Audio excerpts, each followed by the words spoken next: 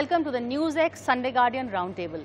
In view of the excessive publicity given to the Indrani Mukherjee case and also a recent defamation case filed against another media house, today we are here to discuss the rules of engagement. Is the media sensationalizing events, or are we just doing our job? For this, I have a very interesting panel. I have Vrinda Gopinath, editor and founder of allgaze.com. We have Mr. Amar Singh, Rajya Sabha member, former Rajya Sabha member. Manish Tiwari, Congress leader and also former UPA INB minister. Dilip Cherian, ad guru, someone who knows the media very well. I'll begin with you, Manish. The media has been accused of, sensationalizing the case. But we, however, feel that we're just doing our job. If we don't highlight it, then what else do we do? Well, the accusation is completely correct. The fact is we've been sensationalizing. Obviously. The fact is that everybody loves a good scandal. And when you try and excessively cover a scandal or an alleged scandal, then you are playing to the basest instinct of titillation. You know, if you go back to the olden times, it's like people used to derive pleasure in watching public executions. So therefore, this is a kind of public execution which really plays itself out on an everyday basis. You see, what is the dilemma? The dilemma is between the presumption of innocence, which is not only a fundamental right, but more than that, a natural right, and the entire conception of an open justice system, that people should know as to what goes on in the courts. But however, in India, the problem is a little preliminary to that. The media goes on a complete tangent during the investigation process, and therefore at times, it ends up skewing, influencing the entire investigation. Now, the counter argument to that would be that if we do not give that kind of coverage, given the very corrupt prosecutorial system that we have, or investigative system we have, the rich and the mighty will be able to get away. So, ultimately the answer lies in a balance. The media really needs to know where to get off. But Amar Singh ji, if we don't, this is a story that is sensational in itself also. So, are we really justified? I mean, aren't we justified? Well, you are talking about this story. This generation might not have known, but Nanavati scandal. Right. Admiral Nanavati scandal. Good point. Hindi movie was made, Ye Raaste Hain Pyar Ke. Sunil Leela Naidu starred. It was also there, and it was far more potent and emotional as compared to this story. But look, media of that time, and go through the library of that period and see the coverage and then compare. A lot of difference in dignity, in approach, and the way it is being done. The problem is not only media coverage, problem is that media unnecessarily creates a role where prejudices are seeded in the mind of the system. That is another vital point. I am also victim of that process. The cash for vote, infamously famous cash for vote scam. The Supreme Court simply ordered there should be inquiry of the cash trail. And if the cash trail is traced, thereafter the guilty should be caught. Without any inquiry of the cash trail, I was charge sheeted. And when subsequently cash trail was invented, no trace was found in my case, and that is why I was audibly acquitted. But those 4 or 5 days, when I know the practice of not naming another channel in one channel, so I am not naming a leading female journalist, came out with a 1-hour program on me. I was in jail, I could see that, life and time of Amar Singh, like life and time of Saddam Hussein. It is an obituary, the man is dead and gone. So, or maybe the colourful life and times of Amar Singh, but Dilip, can I bring you in on this? He mentioned the Nanavati case, but at that time there was no 24/7 media. Are we also giving into the demand? I'm glad you raised this question because, this is a zoo. This whole thing is like either a fish bowl or a zoo. Some things haven't changed, which is the character of human beings, which is often, unfortunately, nasty, brutish and short. Okay? But what has changed completely is the medium in which it is looking at it. Suddenly you have, it doesn't matter today to me what print media or even electronic media is saying. There is 24-hour, wall-to-wall coverage by a variety of social media. And who feeds them? The media feeds them. They decide the headlines actually. And social media gets fed by a variety of sources, either authorized or non-authorized, credible or incredulous. And everything gets magnified and then ricochets around in a little echo chamber and then comes out sounding like nothing of what went in. So the audience, the receivers, in fact, in most media today, as you know, the receivers far outnumber the creators. So whether it's an anchor or whether it's an edit page writer or whether it's a social media tweet or blogger, the numbers of people receiving it are far more. And they get biased.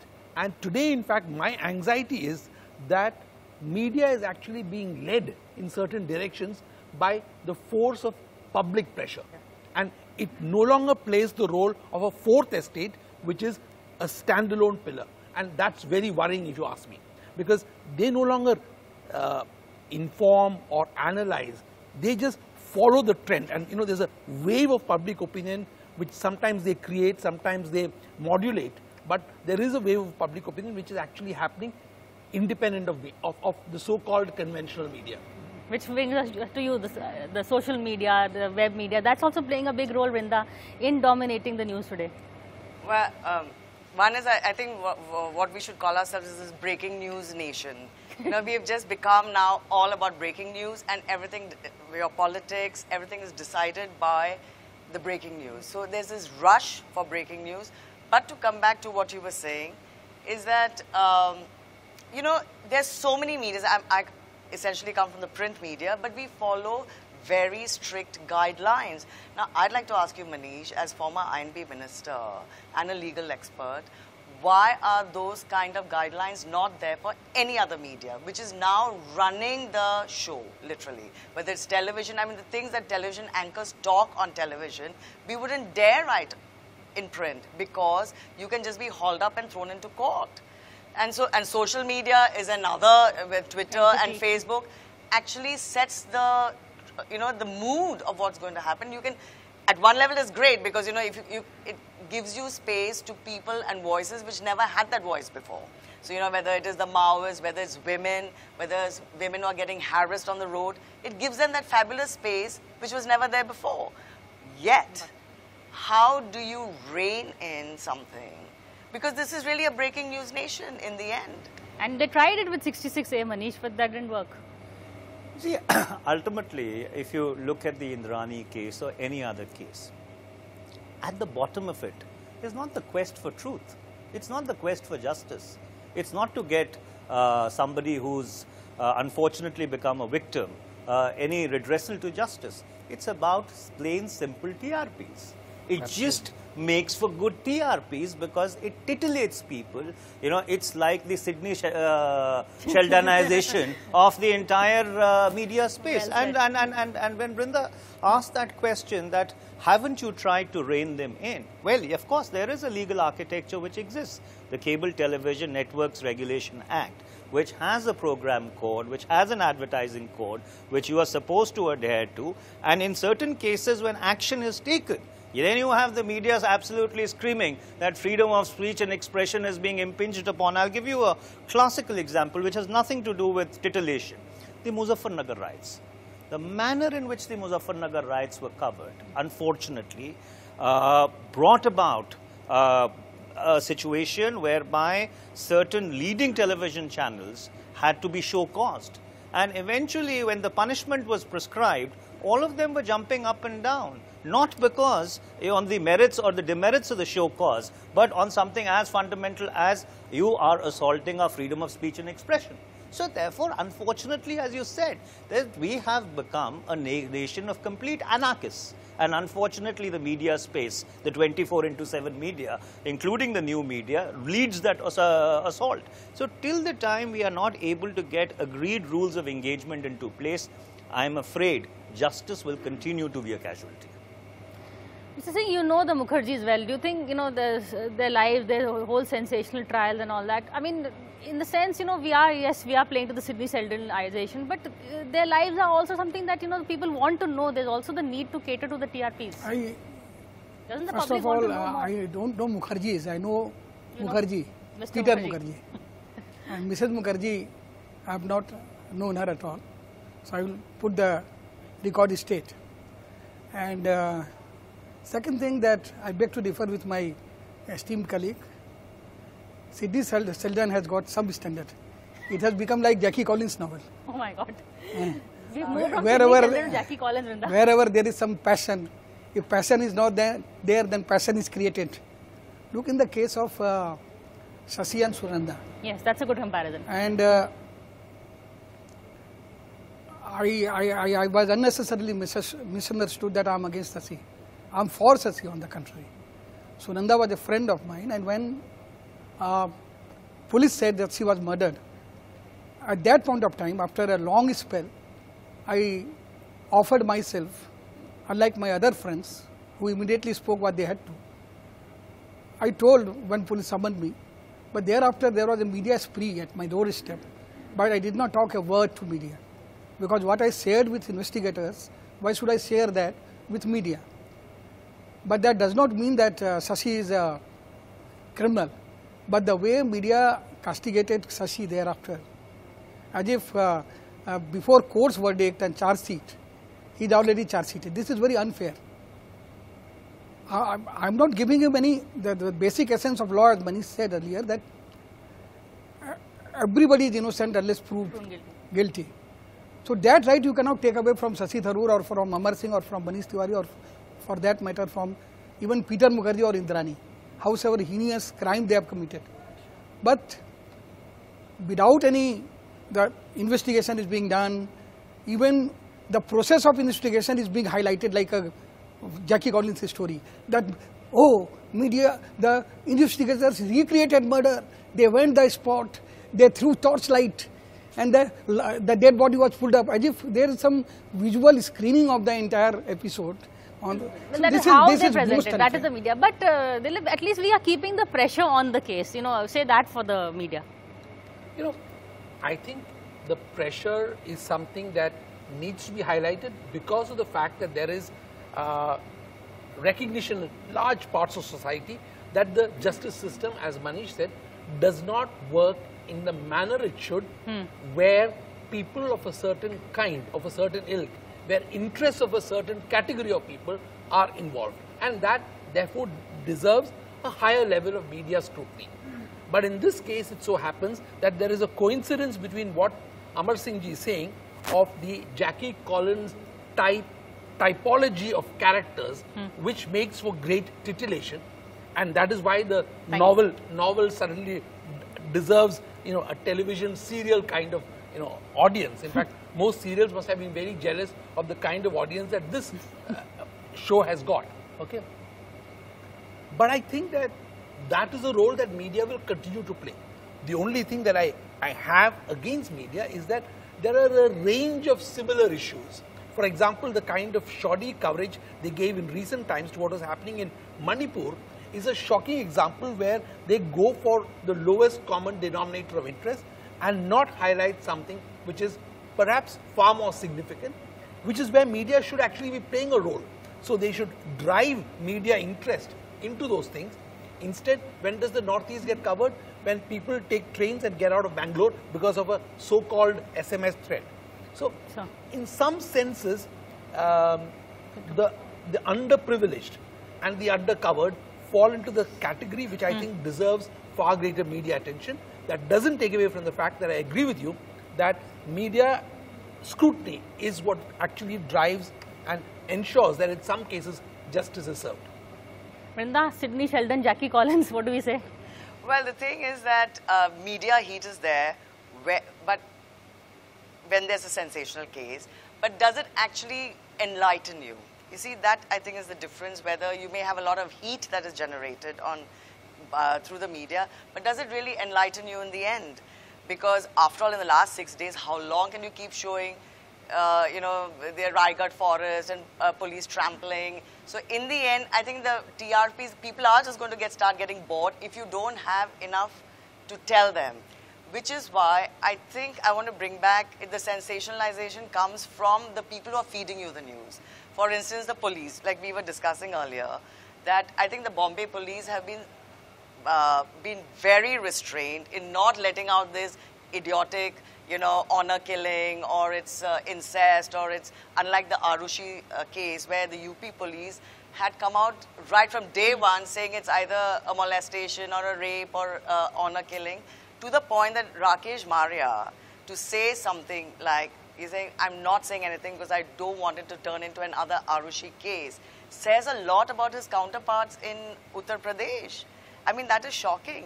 So sensational, yes, but the thing is, but what a case. I mean, you know, these were the toast of your city in Bombay, the Mukherjees, which, you know, they were in your drawing rooms, they were like, you know, you were, you know, with them, and how do you suddenly wake up one morning and decide, you know, discover that, you know, she could be allegedly somebody who killed her own daughter. So in that sense, the media has to play a role where it is not about, you know, titillating, but about scrutiny, about bringing attention to a case. And like Dilip said earlier, that I think it is being unfair, the media, because it only focuses on some cases and not all the cases. If you look at the Northeast, I mean, in Assam, there was that horrific case about a girl, you know, in the streets of Guwahati was being attacked by men. Right. You don't look at it like a circus, but you are supposed to kind of highlight the outrageousness of it. But it becomes more like a circus. Well, we need to take a short break, but don't go away. We're going to come back and discuss free speech versus free media trial.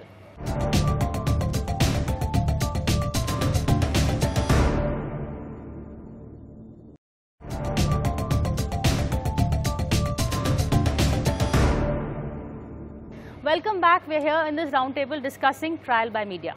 Manish, attention is good, but the nature of attention needs to be, I think. Well, there are two or three things. First of all, the media cannot substitute itself for the investigator of the case. Unfortunately, what's been happening is that the media thinks that it's become the principal investigator of the case, and then you have multiple investigators competing with each other in order to invent theories and at times fantasies, so that, you know, each can outdo the other. So that, in fact, ends up, as Amar Singh ji was rightly saying, completely prejudicing and skewing the investigative process. Number two, why is Manipur not covered? For the simple reason, because Manipur doesn't have TRP boxes. I recall in 2008, there was an election in Jharkhand. So after every election, you have the whole round of analysis the day the results come out. So I asked my colleague, Mr. Arvind Chaudhary, who's sitting right here, I said, you know, what's our schedule for Jharkhand? He says, well, no television is doing any discussion. So I said, well, that's not possible. We couldn't have dropped off the radar so quickly. So, and ultimately I started finding out, and then one of them turned around and told me, well, Jharkhand does not have TRP boxes. So therefore, you know, it's fallen off the radar. And that's why if, you know, with no due respects to the woman, if Smita Thakre sneezes in Mumbai, it becomes national news because it has the maximum number of TRP boxes. And if something happens, you know, possibly in the Northeast or some of the forgotten parts of the country, then it is not reported. So therefore, there is an inherent skew, which I keep coming back to in each of your programs, till the time you do not correct the revenue models. Till the time you do not bring about a balance between subscription revenue and advertisement revenue, unfortunately, the skew will continue to remain. Sorry. You know, I think that the commercial angle is significant and important, and I think Manish's point is right. But what Brinda is saying needs to be looked at. The unseen parts which require championing is what actually should be media's role, and not necessarily to worry about their finances. I think that's definitely something that they should be, you know, geared to delivering. Today's commercial world, that's necessary. You have to. But that doesn't mean you ignore it. And TRP boxes and their skew is something that all of industry is concerned about. But even social media needs to send out signals that, look, these issues are important, and I'd like to see more space for those things. Otherwise, we are in danger of actually ignoring matters which media's duty to keep championing. Mr. Amar Singh, I have a very difficult question for you. Can you tell me one instance where the media has done well to highlight some situation? Media has done well. I think Nirbhaya murder case. Yes. Media has done very well, and media has highlighted plight of a poor girl, a common girl, who has got dreams in her eyes, who wants to do well in her life, but circumstantially she was forced into something uncalled for. At the same time, I would say that even Bofors, ultimately it was the media besmirched pressure. image of Rajiv Gandhi. late Rajiv Gandhi, but nothing was substantially found. It was most unfortunate. Even in my case, my entire life changed. 3 days in TR, I am honorably acquitted. One of my reasons to contest for election, in spite of my ill health, was to propagate my innocence, because then you have to give the details that there no case is pending. Otherwise, as bad cap, I would have gone for press conferences. No, there is no case against me. I am no longer untouchable. Even my doctor, who was looking after me, he left me the moment the case was registered or I went to jail. So I know how society behaves towards a person who is alleged to be like that. Okay, last words, Prince. No, I don't agree with that, that all media is bad, because there's good media, there are good journalists, they're doing exemplary work. There are, it depends on who does what, and they stand for, one can see what they stand for. I don't think one has to kind of dig further than that. And I do believe that, I think it's time the media drives what should the agenda be, and revenues and whatever. I don't think it's idealistic, Amar Singh ji, because the thing is that I think we are big and powerful enough to be able to decide what should drive revenues, what should drive the money, and it can happen. It's just that we have just surrendered a bit too soon and a bit too fast, which is not necessary, because we can change things. Of course you can. Change things. Manish, And we you must share, change then. And we must. You share Vrinda's optimism? No, she's she's absolutely correct. There are some journalists who are doing exemplary work, and in fact, they must be applauded. But if you step back and look at the media universe, and especially with this new organism called the new media, in which no rules of engagement have at all emerged, the manner in which slander unfortunately passes off as news. Anonymity is abused in the guise of privacy, and all kinds of tirades are let loose. I'm afraid it is not making us a better nation. It is actually making us a far worse nation, and unfortunately, till that time, we do not find some kind of an equilibrium, some kind of an equivalence. Our penchant to go towards the sensationalism, towards titillation, to the detriment of more serious news will only increase, it will not decrease. Okay, on that note of caution, in this age of communication, age of 24/7 news, we end on a note of caution. But that's all from us this week. Thank you for watching this roundtable. We'll see you again, same time next week.